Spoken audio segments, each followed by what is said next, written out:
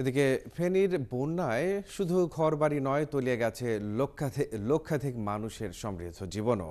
কোটি টাকার ব্যবসায়ীরাও পথে বসেছেন। কেমন করে ঋণ শোধ করবেন তা নিয়ে অনিশ্চয়তায় ক্ষুদ্র ও মাঝারি উদ্যোক্তারাও।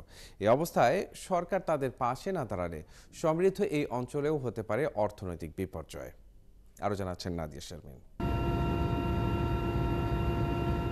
আকাশপথে বন্যার ঘোলাটে পানি দেখলেই টের পাওয়া যায় ফেনীর সীমানা এসে গেছে।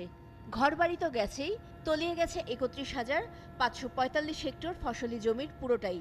ধ্বংস হয়েছে রোপা আমনের বীজতলা, নতুন আবাদ করা আমন ও আউশ ধান আর শরতের আগাম সবজি।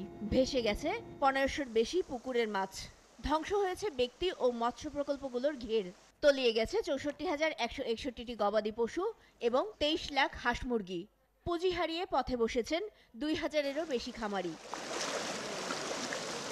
ছাগলনাইয়া সরকারি পাইলট উচ্চ বিদ্যালয়ের আশ্রয়কেন্দ্রে ঠাঁই নেয়া এই সাবেক শিক্ষক জানান, এমন বন্যা তিনি জীবনেও দেখেননি।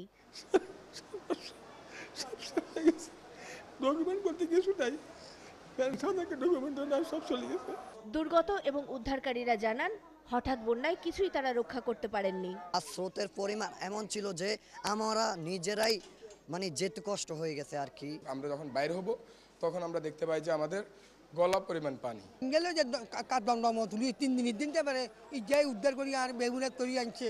ওনারা আমাদেরকে সচল অবস্থানে সঠিকভাবে পৌঁছে দিয়েছে। আমরা কিছু সরাইতে পারি নাই, তাড়াতাড়ি যে কাপড় চোপড় যা ছিল ওখানে নিয়ে আশ্রয়কেন্দ্রে চলে আসছে। কাপড় চোপড় কিছু আনতে পারি না বাচ্চার।